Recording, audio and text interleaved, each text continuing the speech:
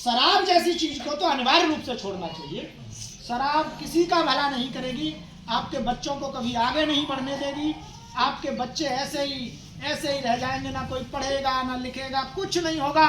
ये शराब आपके घर के गहने बिकवा देगी, ये शराब आपके घर की सारी वस्तुएं बिकवा देगी, और आपको भी समाज में इज्जत नहीं दिलवाएगी। कोई कितना बड़ा शराबी हो, तो मुझसे बात करो तेने पिए का, तो वो कहता है ना पिए गुरुजी। कबते हैं? बोले 6 साल है गई, चाहे उन्हें 3 दिन पहले पी हो। मतलब क्या हुआ? मतलब ये हुआ कि शराबी को भी पता है ये काम अच्छा नहीं है, इस काम से समाज में सम्मान नहीं मिलता, इस काम से समाज में सम्मान घटता है, ये बात उसे पता है, लेकिन आदी हो गया है अपनी इंद्रियों की। तो हम तो केवल निवेदन कर सकते हैं आप लोगों की अच्छाई के लिए, आप लोगों की भलाई के लिए, और आपके बच्चों के उज्जवल भविष्य के लिए, कि करना है तो एक ही काम करना है, केवल और केवल अपने बच्चों की पढ़ाई पर ध्यान दे लो। जो 80-80, 90-90 रुपए के देसी ठर्रा के पौए जो लाके चटकाते हो, 80 रुपए के पौए किसी ने यदि 15 दिन भी पी लिए 1 महीने में, तो 15 अट्ठे 120, 1200 रुपए हो गए। 1200 रुपए में तो तुम्हारे 4 बालक की फीस चली जाएगी, 1 महीने की बढ़िया स्कूल में पढ़ लेंगे। यहाँ पर कम से कम जिलोडा कैरोला में जो अच्छे स्कूल है उनमें तो 300 रुपए के आसपास की फीस है। तो एक तो ये निवेदन करना था, और दूसरा निवेदन मैंने कर दिया है कि जातिगत आधार पर कोई छुआछूत नहीं हो सकती किसी भी जाति। अच्छा एक बात बताओ, जिस जाति को आज दलित समाज कहा जाता है, जिन जातियों को इसमें रखा जाता है ये दलित समाज की जातियां हैं, ये अनुसूचित संविधान की अनुसूचियों में आने वाली जातियां हैं, यदि उनमें कोई बालक विवेकानंद दयानंद बन के निकलेगा तो उसका सम्मान नहीं होना चाहिए क्या? उनमें कोई ऐसा बालक निकलेगा जो कितना बढ़िया बालक है, अच्छा पढ़ने वाला है, अच्छा एक तरह से सात्विक है, उसका सम्मान क्यों नहीं होना चाहिए भाई? और ऐसा भी नहीं हुआ है। आपने नाम सुना होगा वेदव्यास का। वेदव्यास किसी ब्राह्मण परिवार में नहीं जन्मे, आपको ध्यान होगा कहाँ जन्मे। आज के समय का देखो तो उन्हें या तो ये कह सकते हैं वो ओबीसी वर्ग के होंगे या एससी वर्ग के होंगे, लेकिन उन्होंने महाभारत की रचना करी। वो ब्राह्मण है, आज मंदिरों में विराजमान है, सब पूजते हैं उनको। तो इसका मतलब भारत में सदा से ही कर्म की पूजा हुई है। वो अलग बात है कि छोटे मोटे कुछ ऐसे दुष्ट आ गए हों इस समाज में, जिन्होंने जाति के आधार पर लोगों को बांटना शुरू कर लिया और जाति के आधार पर छुआछूत करनी शुरू कर ली। वो दुष्ट, वो भारत के दुश्मन हैं। वो केवल भारत के नहीं, इस मानवता के दुश्मन हैं जो ऐसा करते। लेकिन हाँ, कर्म की सदा महानता रही है। जिसका जितना उच्च कर्म रहा है उसकी पूजा। अरे संत रविदास की पूजा हमारे मंदिरों में होती है। चमड़ा की जूतियां बांटते थे, जूतियां बनाते थे संत रविदास, उनकी पूजा होती है भाई मंदिरों में। उनको भगवान रविदास कहा जाता है।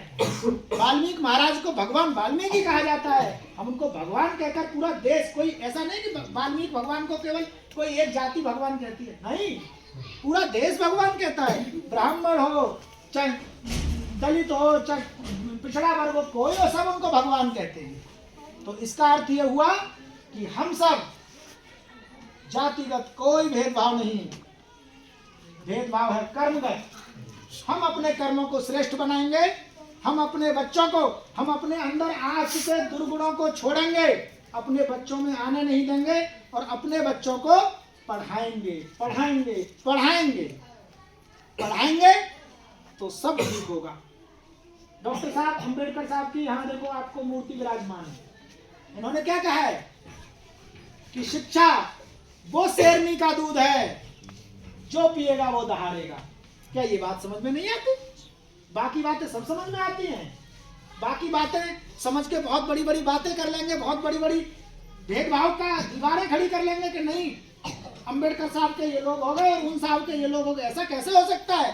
सारे महापुरुष हमारे हैं। जिस महापुरुष का जितना योगदान है उन सबके प्रति कृतज्ञता और धन्यवाद देना हमारा काम है।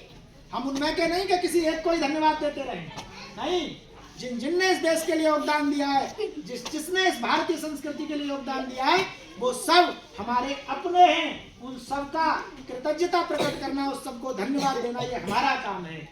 तो डॉक्टर साहब ने कहा कि शिक्षा वो सिंघनी का दूध है, जो पिएगा वो दहाड़ेगा। तो वो सबके लिए कहा है। और यदि हम डॉक्टर साहब को मानते हैं तो भाई इन्होंने कब कहा शराब पीनी है? पूरा समाज क्यों शराब पीने में लगा पड़ा है भाई? क्यों नहीं समझ रहे हो कि इस मोहल्ले में यहाँ शराब ना बिक्री होगी ना पी जाएगी। ये 4-6 लोग ठान लें तो ये बच्चे सुधर जाएंगे। ये 4-6 लोग ठान लें तो इन बच्चों का भविष्य बन सकता है। ये सब बच्चे भी ऐसे हैं, इनको किसी को नहीं पता शराब का कोई टेस्ट। लेकिन जब आप इन्हीं से कहते हो कि ले 80 रुपया ले जा, पौवा ले आ, तो इनको पता है ना पापा पीता है तो मैं क्या कम पढ़ रहा हूँ तुझसे? मैं जैसे 20 साल का होऊंगा मैं छोड़ूंगा क्या? आधा आधा बनेगा। तो यदि इन बच्चों को सुधारना है, अपने आप को एक श्रेष्ठता की ओर ले जाना है, हो सकता है कुछ लोगों को मेरी बातें ऐसी लग जाए, ऐसी तो बहुत लोग करते हैं और चले जाते हैं, तो ऐसी भी लगे तो भी कोई फर्क नहीं पड़ता, लगने वालों को लगे। और हम तो जब जब यहाँ पर कोई उत्सव हुआ है, जब जब कोई कार्यक्रम हुआ है, तो हमने आप लोगों से ये बात कही है। और हम तो इसलिए कह रहे हैं क्योंकि भाई हम नहीं है इन चीजों में, तो हमें लगता है हमारा परिवार और बड़ा हो जाए, क्योंकि सब ऐसा ही चाहते हैं ना। कोई शराबी होता है वो सोचता है 4 शराबी और तैयार हो जाए, तो एक नमकीन ले आए, एक वो ले आए, एक गिलास की व्यवस्था कर ले। अब हम लोग नहीं है उसमें, तो हम सोचते हैं जैसा हम है सात्विक, ना हम मांस अंडे आदि का भक्षण कभी किया ना करते, ना शराब का पौवा कभी छू के देखा, तो हम सोचते हैं हमारा परिवार भी बड़ा हो जाए, सब बढ़िया बढ़िया लोगों का भी भजन हो, कीर्तन हो, आनंद हो, ऐसे उत्सव मने, ऐसा कार्यक्रम हो। तो बताओ ये बात ठीक नहीं है भाई? है? बहुत बढ़िया है ना? बहुत बढ़िया है। हाँ, तो देखो भाई, ये भाषण बन के ना रह जाए। देखो ये भाषण ऐसा नहीं है कि केवल भाषण दिया जा रहा है, ये आत्मा से, अंदर से, पूरी ताकत से दिया जा रहा है। इसलिए हो सके तो इस पर अमल करो और इस गांव को, इधर आओ, यहाँ पे बैठो, अपने इस गांव को, अपने इन लोगों को, सबको अच्छा बनाओ और हम सब मिलकर एक अच्छे गांव का निर्माण कर सकेंगे। और किसी गांव का निर्माण न कर सके तो अपने अच्छे परिवार का निर्माण तो कर ही लेंगे। ठीक है।